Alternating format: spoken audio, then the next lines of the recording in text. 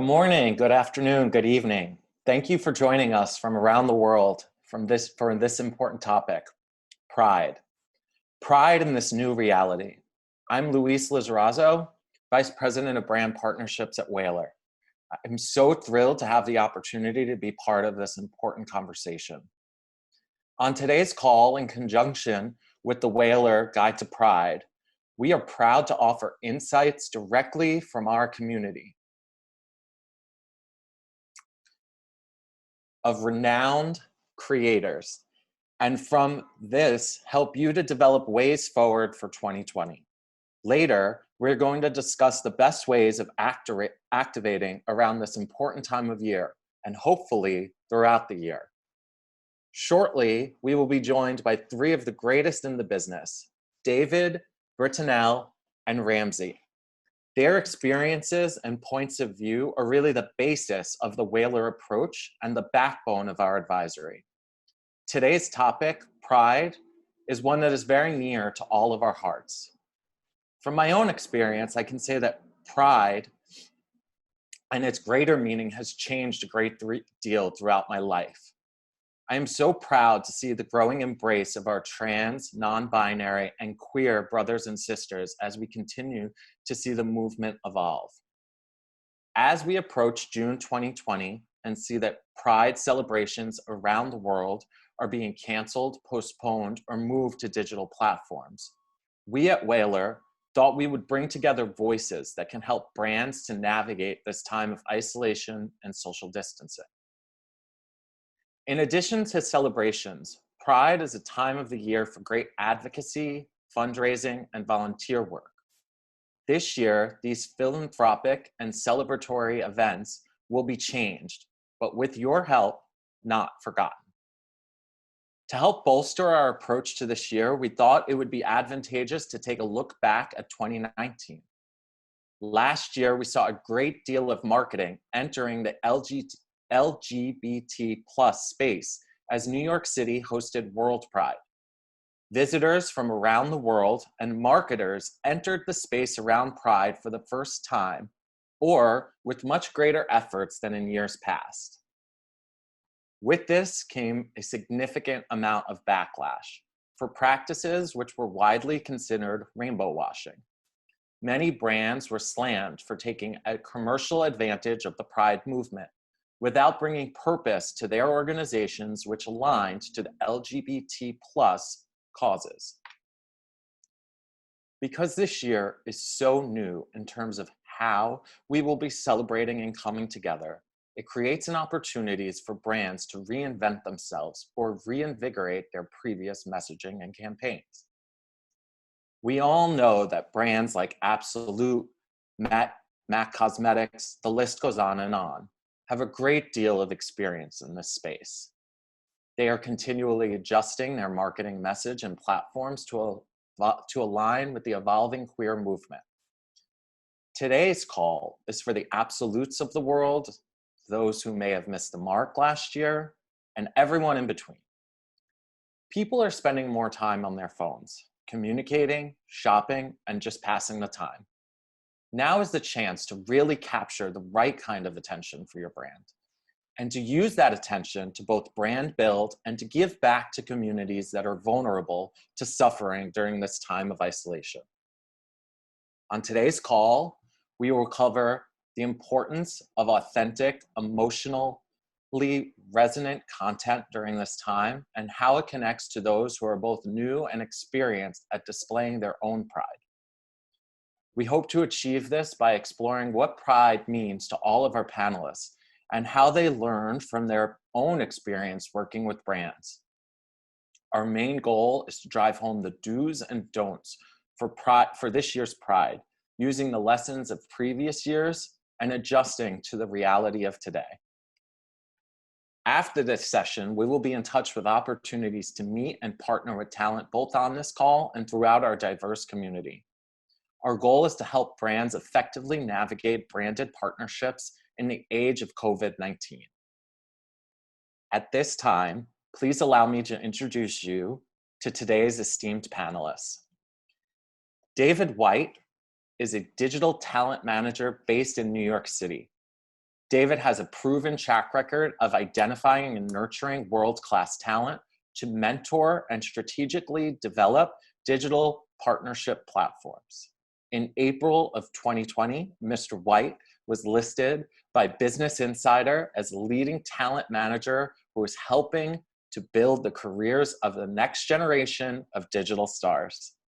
Thank you, David.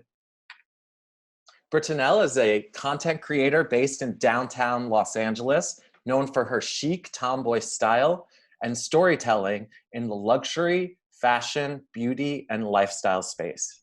Brittenelle has accumulated a dedicated base of followers with her iconic blonde hair and her androgynous approach to fashion. As a member of the LGBTQ community, she mixes an edgy vibe with a bubbly and vivacious personality, which resonates through her content and personal style. Behind the scenes, Britt is also an advocate for animal welfare and is a constant donator to animal shelters in the community. Thank you for joining us today, Brittenelle. Hi, thanks for having me. Ramsey Masri is a non-binary artist and graphic designer based in New York City.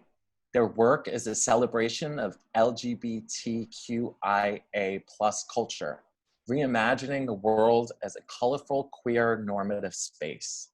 As a media agnostic artist, their work spans from murals to photography, fashion art to art direction. They believe that intersectional representation in media will build a more vibrant tomorrow, one that honors the rainbow of gender and sexual expression, that creates space for every human to be their true, authentic self. Thank you so much for joining us today, Ramsey. Hi, everyone. And without further ado, I'm going to hand things over to David White to start our panel discussion.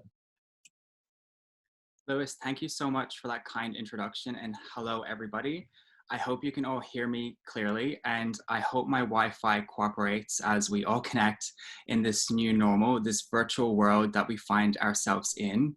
Today, we have two best-in-class creators here to speak exactly about that virtual world and what this means for marketeers who want to effectively and authentically connect with the LGBTQIA+ community during our month of celebrations, but also beyond that.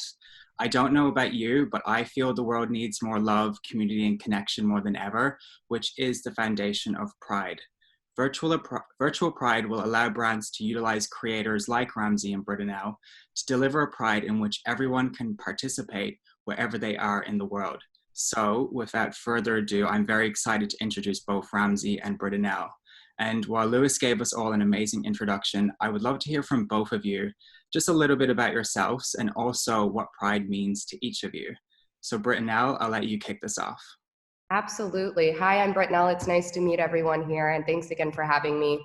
I'm originally from the Midwest. I've been in LA for 13 years, and I think the way that I, especially navigating through my sexuality and celebrating Pride, has definitely changed throughout the years. I think in my younger years, it was all about being together, connecting with as many people in the community as I could around Pride and being at the parade and being there all day. And I think that over the times, it's definitely become a lot more intimate for me personally, where I'm definitely in more of a smaller space, I guess, celebrating Pride. I still do the parades. I still go to the really incredible events, but I find myself more at dinners and not as much as, you know, at the Pride events as I would like to be. But a couple years ago, I was in Mexico City for Pride, and to see the community come together, that was incredible. So for me, it's, you know, it's more of just creating an intimate community with my friends and educating them the best way that I can. Amazing. How about you, Ramzy? So, hi, everyone. I'm Ramzy. I'm originally from the Middle East, and I grew up in the South, mainly in Texas. Dallas represent. I live now in New York City, and I identify as non-binary.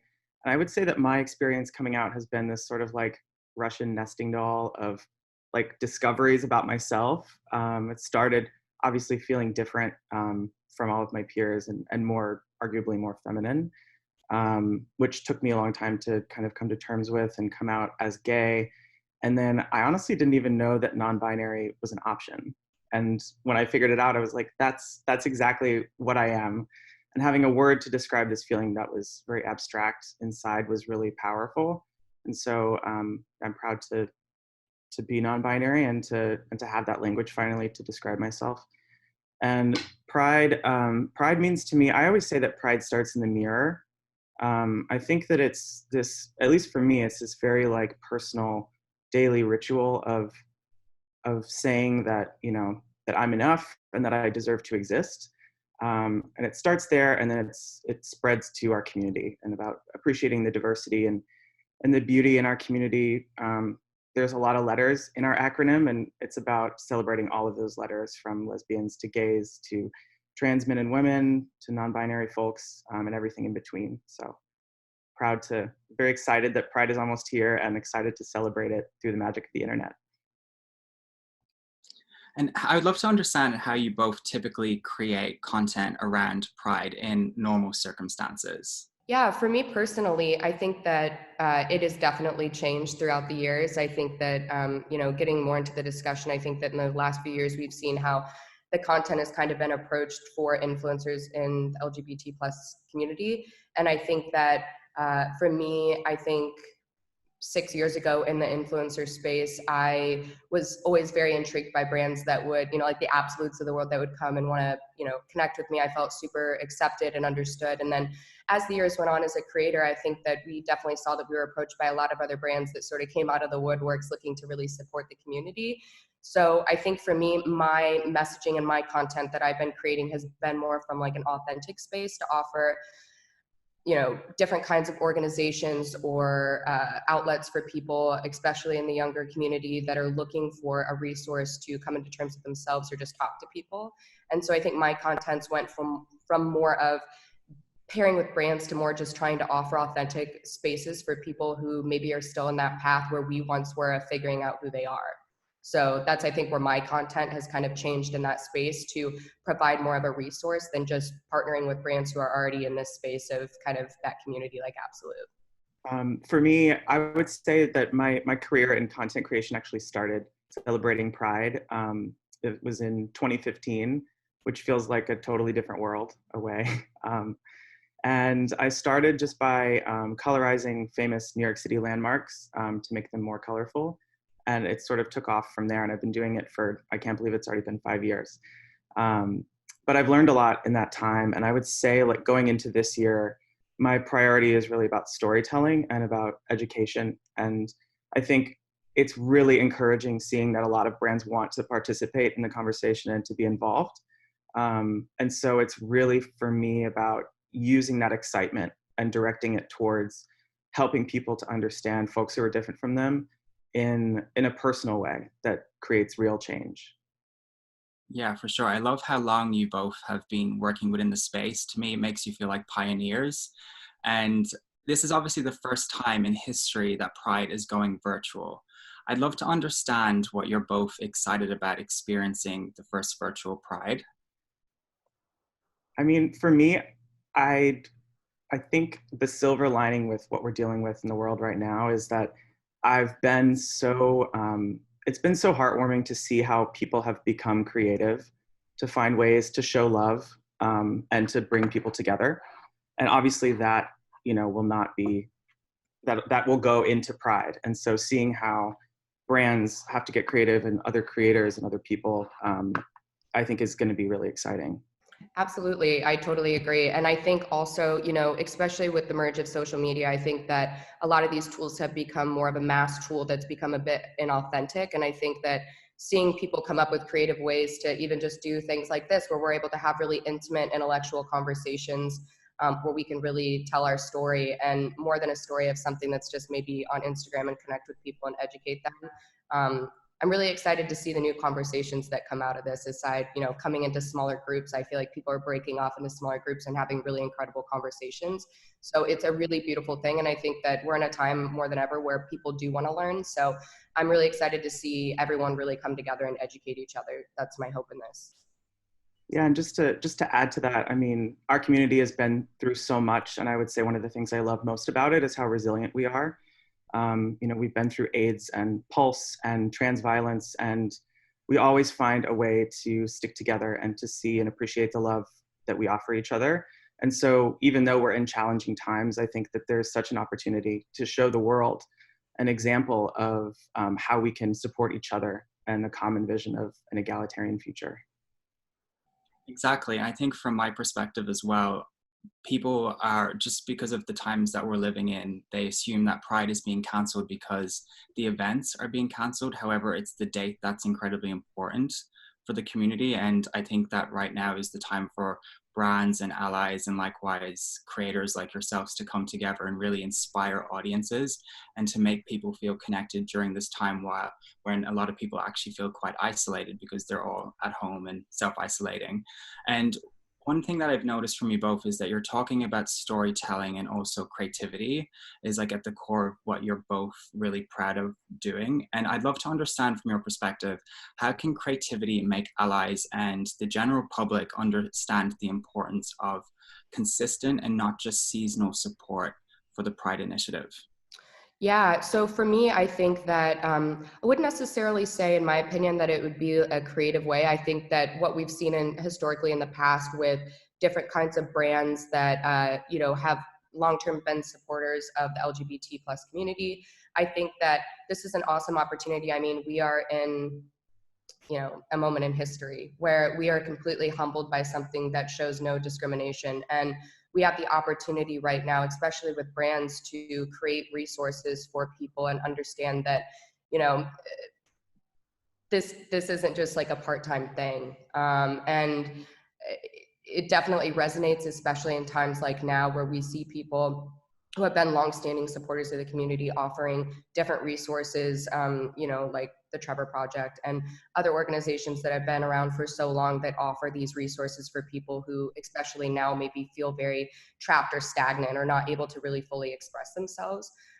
Even moments like this, creating a Zoom call just to have these conversations is really, kind of a creative tool that maybe brands could utilize in a way to open up to people and get their feedback more often than just in times like this. Yeah, I mean, the thing that I always remind my partners is that Pride, it's something that's very personal.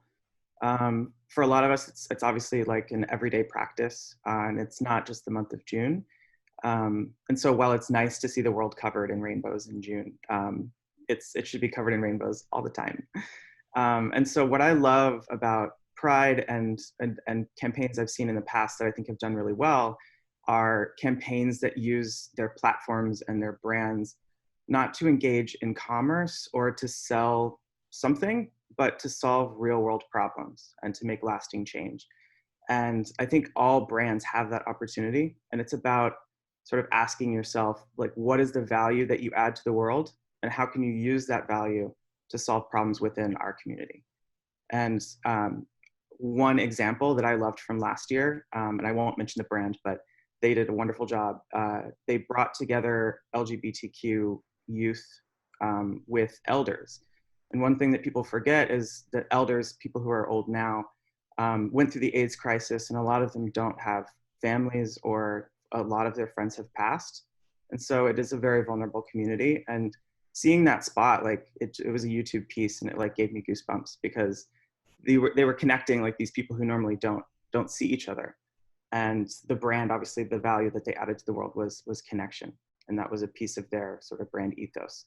So it's exciting going into Pride and seeing, like, I think the stories that we have the opportunity to tell as a community. And there's so many, like, I don't even know where to start. I love that. And I think something that Luis also mentioned earlier is that 2019 did see a lot of controversial ad messaging around Pride. And some would say it was arguably untasteful and tokenistic marketing efforts. What do you think brands can do better to authentically align with the community in terms of their messaging and the bigger picture strategic approach to campaigns? I think what Ramsey just said, I think that, in the past couple of years, we've definitely seen brands that have emerged with, something commercial like merchandise. And I think there's a lot more opportunity to be influential in that space and really make a change and not just put something on a t-shirt and put it out there. Because at the end of the day, people are looking to feel connected and they're looking to feel understood, and they want to tell their stories and hear others.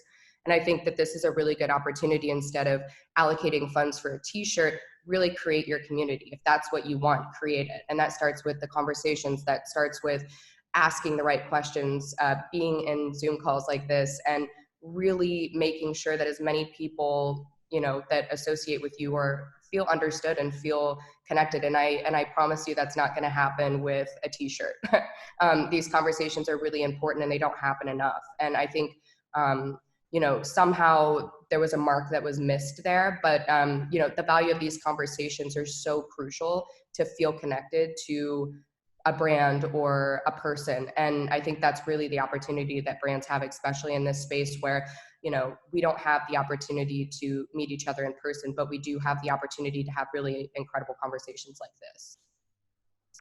Absolutely. And one thing that I always try to remind myself, because I think we've all been in those situations where we receive an email with an SOW or some sort of vision of a Pride campaign that clearly feels or disrespectful or maybe not as impactful as it could be. And I always try to remind myself that we should try to offer the world the same accepting spirit that we demand in our marches, and people who come to us wanting to celebrate with us, even if it's not on exactly the right terms, being patient and educating clients. A lot of them are newcomers, like who don't have experience with other LGBTQ people, but know that they need to participate in it just from a marketing standpoint. And so I think that's part of our role too, is being educators and helping people to just being ambassadors to our community and welcoming them. Because what scares me is brands, you know, seeing the cancel culture and the sort of like Twitter woke wars situation happening, where like last year a lot of campaigns were canceled, or like people sort of were upset, you know, rightfully so. But as a marketing manager, like going into the next year, if I had that sort of trauma, I would probably feel like, oh, it's like I don't even want to engage because it's so complicated, right? So I think that while we do need to be critical and explore how we can do things better, we don't want to be alienating. And I think that that's finding that tone is sometimes difficult but necessary. Mm-hmm. Exactly. I love that piece. And I think from my experience as well, I've been working in the digital brand partnership space for about 5 years now. And I find when it comes to Pride, oftentimes a big piece of what I'm doing is educating the clients that I'm speaking to, because often the brand managers have never walked a mile in my shoes as a person, as a member of the LGBT plus community. So I think it is just about taking those steps forward and helping them and guiding them through those kind of like conversations. Because I think immediately feeling that putting a rainbow on something means that it's supporting the community, but it is actually so much more. There's much more depth and intricacy that goes into everybody's personal experience. And as we mentioned earlier, Pride is such a personal thing. I do see a lot of questions coming in, which is great. Feel free to keep them coming in and we will get to them at the end of our panel discussion. And I wanted to kind of just chat about how much of a commercial month Pride is for the LGBT creator community. And I'd love to understand, if a brand approaches either of you with a Pride brief, what would be some key factors that would make you either want to work with them or not? I'm happy to jump in here. I think for me that I could just go through like an ideal world scenario, but I feel like I love activations that prioritize diversity. I think it's really important. Oftentimes people, when they think of gay culture, they think of like cis white, sort of het presenting male gay culture, which there's absolutely nothing wrong with that, but that's such a small percentage of our overall community. And so celebrating and bringing people into the fold, especially vulnerable communities like our trans brothers and sisters, elders, at-risk queer youth who may or may not be homeless, telling stories about people in the community who need to have their stories told. I think that that's definitely, for me, that's a big one. Another big one is giving back. I think that, like I said, sort of removing your product from the marketing is a good way to kind of get started. But then beyond that, anything that you during Pride Month, if you're doing a Pride campaign, any funds that you raise should at least have a charity partner, and hopefully, you know, give a significant amount to that partner. Another one is hiring and involving the community in your campaign. So obviously Beyonce did this for her Vogue issue and only worked with Black photographers and stylists. And you know, the same is true for our community. Finding jobs as LGBTQ people can be hard. Sometimes we have the Velvet Mafia helps us out. But that's really, I think, a big piece of any successful Pride campaign that I've seen. Also, just because if queer people are working on it, it will sort of naturally just feel more authentic. Another big one is just taking a look at your company itself and just making sure that your policies, your hiring practices, your culture, your executive leadership, that all of them are aligned with LGBTQ values. You'd hate to have a Pride campaign, but then say something and then do something else. So wanting to make sure that those things are congruous. And I think that's really, on my end, I think that's it. I know it's a long list, but I think those are all good things to think about.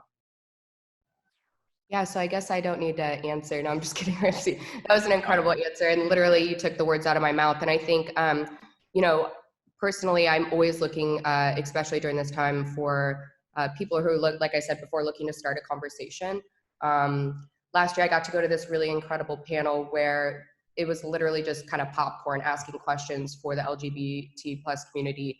And there were people from brands, different kinds of agencies, and they were just kind of screaming across the room and answering all these really incredible questions. And what came of it was exactly what Ramsey said earlier, is you never want to get into a place where brands are too fearful to even approach that conversation or be in that space to do the wrong thing. And sometimes they may say the wrong thing, and that's how we have the opportunity to educate them and teach them and give them also the safe space to not feel judged, but more so just embrace them and kind of have that conversation. So, and also to Ramsey's point, is definitely something that's that's partnered with a charity organization or something that's giving back to our community. And also looking at the long-term strategy. I think that as brands approach and see, especially this year where we're celebrating Pride virtually, I think there's a big opportunity to understand that maybe in the next year, the next 2 years, how do we make it so that we don't feel so overwhelmed to scramble to show the LGBT plus community that we're there for them. Instead, this is just more of like an opportunity to really give back and be that leader in the community and have those conversations and look at the long-term strategy of, just like Ramsey said, of hiring, being inclusive, having the conversations, having those policies, and it not just being a 1 month thing. I think that's the most important. Yeah, of course. And I love all the points that you've both brought up, and it's something that I feel very passionately about. And I think, as I mentioned earlier, that some people might just jump to the conclusion that because the events are cancelled, that Pride itself is cancelled. And that's just down to a lack of understanding about the relevance of the actual date of Pride. Do you think that having a virtual Pride will still convey the same magnitude and impact as in-person Pride celebrations would? As in, like, optimizing digital channels to kind of connect people together during this time? Yeah, I mean, I think that obviously the impact is going to be different. I think that for me, I think the opportunity in this space is that we have the opportunity to have more intimate conversations, in my opinion, and really kind of dive in and sit at tables with conversations that we maybe want to learn from, or we maybe want to offer as an opportunity to educate each other.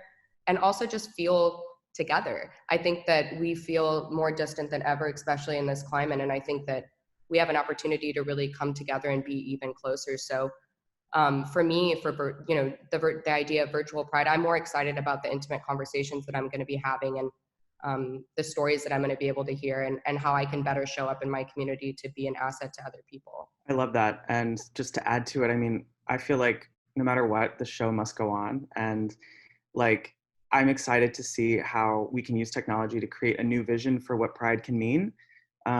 Traditionally, it has been this very like, we're going to go to the march and we're going to go to the parties and then we're going to go to the happy hours. And I don't know about you guys, but like it's a blast, but it can also be kind of exhausting.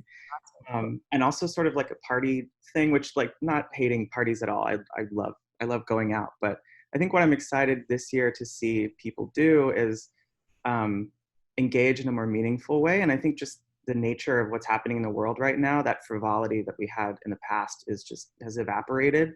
We're in a totally different world. And so in that sort of milieu, how do we better understand what Pride is and what it means? And it started as a march and a protest. And we say we march, it's not a parade, it's a march. and we march until everyone around the world has equal rights. And obviously that's not true today, and it probably won't be true tomorrow. But I hope that it's a return, sort of a return to the authenticity of what the movement means. And I think there's so many opportunities for how technology can solve those things. I mean, thinking about, like, you could have a virtual Pride March and buy all of the digital billboards along a parade route and turn them on sequentially. You could have Zoom calls between, you know, people in the community who need to be together or who need, you know, company, like elders right now. GoFundMe for name change fees for trans people, for top surgeries, activism for trans violence, which there's an epidemic of, and then emerging platforms. How could we leverage TikTok to become an educational space? So it's a lot of dancing right now, but it could easily be like a TED Talk situation in 30 seconds. So I don't know, these are all, obviously it's a difficult time, but I think that there's so much opportunity, and I'm excited to see what the month has in store for us. Amazing. I can see some questions popping in, so I think we should jump over to them. The first one I can see is from Sarita. I hope I'm pronouncing your name correctly. And she asks, I'm an ally, and as a non-direct member of the community, Pride has always provided advocacy and volunteer opportunities. How do you see virtual Pride reaching out to allies to mirror engagement that has been done in the past? Yeah, I will just jump in and say that I think, just kind of thinking about it, I think there are opportunities still that we have to help, especially in the LGBT homeless population right now. I think that there are a lot of organizations that are going out and still doing, you know, contactless drop-offs for meal delivery, and providing support groups, and still able to do that virtually, and donating masks, and just letting them know that they're not alone. I know that downtown we have a couple amazing organizations that are doing that right now. That's just one way that I think there's an opportunity to still do that. Unfortunately, you know, it's obviously limited with us being as isolated as we are right now. But I think that there are opportunities to volunteer as well through the suicide hotlines, and being able to just listen to people and be there, especially in a time where a lot of people might feel a little bit more constrained and trapped in a way, or maybe in situations where they don't feel like they have a safe place to talk. I think just giving your time and being an open ear is an incredible opportunity as well. Perfect. I can see a question coming in here from Lana. And Lana asks, as content creators, what is your advice for fighting pink washing and the corporatization of Pride? Could you, I feel silly for not knowing this, but could you define pink washing? I think by pink washing, perhaps she's referring to rainbow washing. I see. I don't know. I think that this is could be a contentious subject matter, just because I think, you know, something that people always mourn is how corporate pride has become. But I do think that it is a good thing. I mean, in some ways, that brands want to participate in the conversation. I think that it's just about, to our point earlier, about helping brands to educate them about, you know, how to do it in a way that's meaningful. And so, sure, it's getting corporatized, but if we can take that interest and siphon it in a way that actually solves problems and helps brands use their platforms as a way to solve social problems, then I think that's where, you know, the magic can happen. Yeah, for sure. Olivia Stephen asks, what brands do you think have really nailed it? That's an interesting question, because I can't say that I want to necessarily just name one brand. I think there's a couple brands that come to mind, but I think what, in my mind, a brand per se is nailing it is constantly offering just all of the support that we've talked about here. I think that there's also, you know, as times are changing and as our climate is changing, I think that brands, you know, are having to change their messaging, they're having to change their business models. And I think that we're in such a unique time right now where I think we've all, as creators and brands in some way, have the opportunity to kind of change the conversation of what we want our brand to look like. And so I think that, you know, historically, I guess in the past, I think that It's brands that are, just like Ramsey had said earlier, that are celebrating the community all throughout the year, and they incorporate that always into their messaging, where it doesn't come off disingenuous, but it's, you know, it comes off very authentic, where even when you see events or organizations, they're always partnered with organizations that, or support groups that are supporting the LGBT plus community. So I think for me, I think that's when a brand has really nailed it. And historically, the brands that I've seen have those strategies in place where they're always supporting our community, and it's not just in the month of Pride. For sure. We've received a question that says, do you think brands need to do something charitable to be able to talk to or represent the LGBT plus community? We don't expect brands to give to charities before they talk to housewives with kids and other audiences. Is there something in this type of representation that is inclusive and valuable in itself? I think in an ideal world that there's a charitable organization as a partner, but that's not to say that you can't still make a difference and say and have a good message to spread without having a charitable partner. I think if you're doing a campaign that helps to make something good happen in the world, then you don't need to. I think that the genesis of the charitable partner piece really came from not having a campaign that's reductive or that sort of actually profits off of Pride, which I think last year there were examples of. And so it's a delicate sort of like tightrope walk, but I think it's about mitigating, you know, how much is your brand actually doing something authentic with, you know, are you making money off of Pride, with all of those questions. So it's not a hard and fast yes or no. I think it's just about like the sort of subtleties of the answers to those questions. Yeah, for sure. And I can see the last question that's come in that asks, have you ever run consultative sessions with brands? And if so, what have those looked like? That's interesting. I have to personally say I have not had a session with a brand like that personally, where it's been an intimate back and forth conversation. I think that sometimes organically happened when I've had feedback or questions about maybe what the purpose, what the ultimate goal is of the campaign, and why they decided that they wanted to partner with me. I think that in itself kind of starts a conversation, but I can't personally say that I've had any like consultative sessions with brands just on that topic alone. Yeah, I'd have to echo Brittenelle's answer. I think that, you know, it's always happened as like a crisis flashpoint in an email thread where you have like a quick call with them and say like, okay, here's how we need to approach this.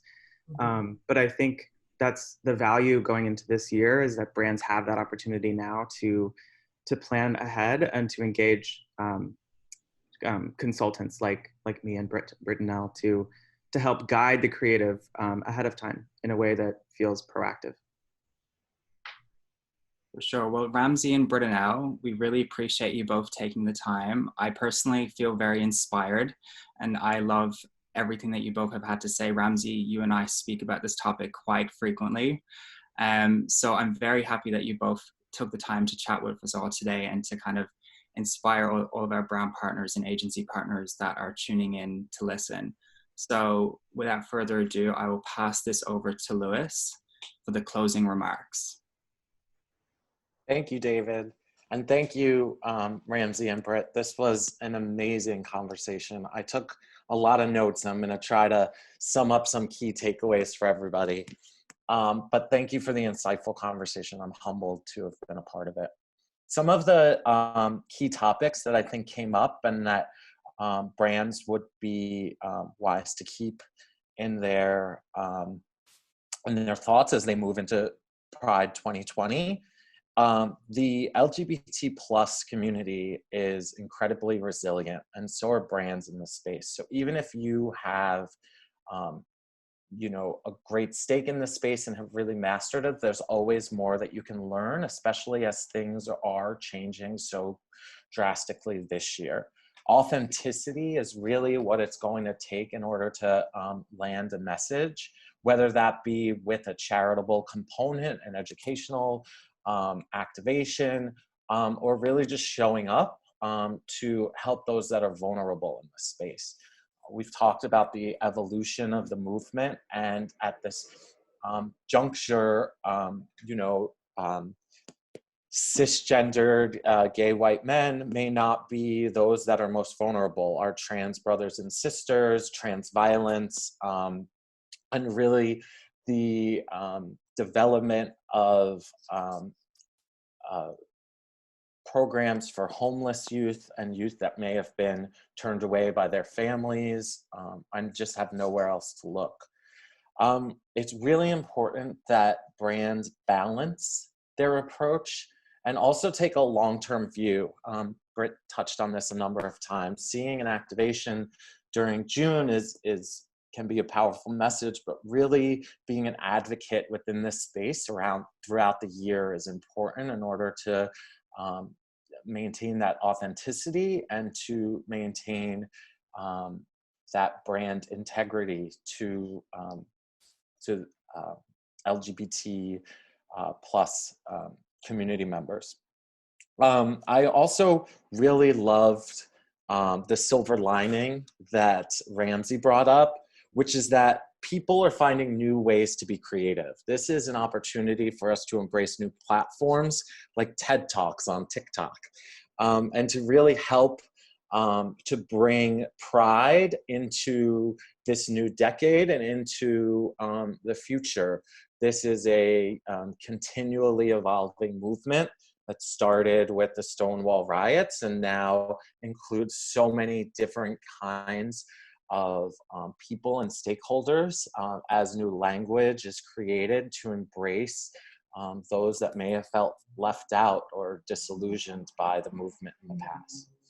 As I mentioned at the beginning of the session, Whalar is here to help connect you with the creators who have experience and authenticity speaking to this topic.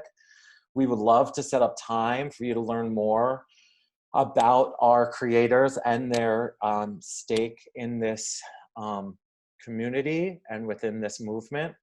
And we'd love to learn about your goals for this year and how we might be able to support those efforts. If you would like to connect with a member of the team to discuss this call or to receive a copy of the Whalar Guide to Pride, or just to learn more about the Change Collective or other initiatives that we have going on at Whalar, please feel free to shoot me a note, luis@whalar.com. I'll be happy to connect you with the right people. Our information for those that were on the call today is right here. And I just want to again thank our amazing panelists and David for moderating. This was a really amazing conversation, and I really enjoyed hearing all the different perspectives and angles. I think that your experience is going to be incredibly beneficial to those that listened. So thank you again to everyone for joining, and we look forward to speaking with you soon. Take care. Bye. Bye.